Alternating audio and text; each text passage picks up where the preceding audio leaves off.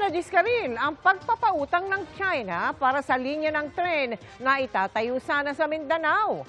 May kinalaman ba yan sa tensyon sa West Philippine Sea? Nakatutok sina Mariz Umali at Joseph Moro. Termino ni dating Pangulong Rodrigo Duterte ng pirmahan ng Mindanao Railway Project Phase 1 Tagum-Davao-Digos Segment. Ang pampondo manggagaling sa pangakong pautang ng China pero hindi umusad ang proyekto. Isang sulat ang ipinakita ng isang pinagkakatiwalaang source sa GMA Integrated News. Ayon sa liham na ito ng Finance Secretary, sa Chinese Ambassador noong Setyembre, hindi na interesado ang Pilipinas na utangin sa China ang pampondo sa proyekto. Ayon pa sa source, kasunod ito ng hindi paggalaw ng China simulat sa pool para mapaandar ang proyekto. Hindi tulad ng karaniwang ginagawa, wala raw ibinigay ang China na shortlist ng mga bangkong pwedeng utangan at mga kumpanyang pwedeng kontratahin para sa proyekto. Pebrero pa raw tila tinatabangan ng China na pondohan ang mga proyekto nito sa Pilipinas. Ayon pa sa source, sinabi raw ng Chinese Economic Counselor na hindi sila makapagdesisyon dahil sa geopolitical factor. Pagkumpirma naman ng Department of Transportation, 3 proyektong minana nila mula sa nakaraang administrasyon ang hindi na raw popondohan ng China.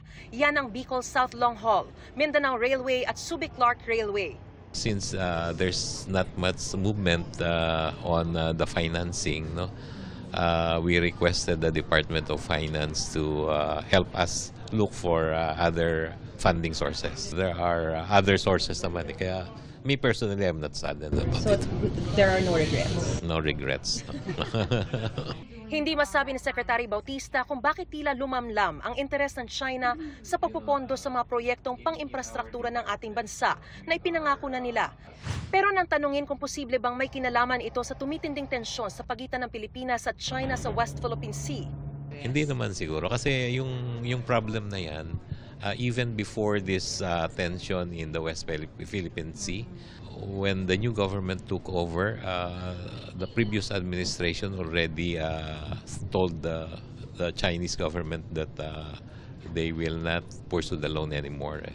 Kasalukuyan na raw naghahanap ng ibang mapagkukunan ng pondo ang ating pamahalaan para maipagpatuloy ang mga naantala nating proyektong pang-infrastruktura. Kabilang na riyan ang JICA, Asian Development Bank at World Bank. At may iba pa raw mga bansa na nakikipag-usap na sa ating pamahalaan sa posibilidad ng pagsuporta sa ating mga proyekto. Sa pagdalo kanina ni Secretary Bautista sa German-Philippine Chamber of Commerce and Industry, inisa-isa niya ang mga proyekto ng kagawaran na maaaring paglaanan ng pondo ng mga German investor, partikular sa aviation, roadways, railways at maritime. We invite you to discover the potential of these projects under the public-private partnership arrangement. Our next step in our own journey will be to move our operations partially to Clark. That should be phase 1. Phase 2 will also consider the new airports which are under planning now. Para sa GMA Integrated News, Mariz Umali. Joseph Morong, Nakatutok, nakatutok 24 oras.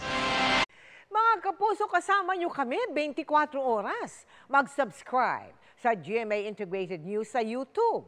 Sa mga kapuso abroad, bisitahin ang GMA Pinoy TV at www.gmanews.tv.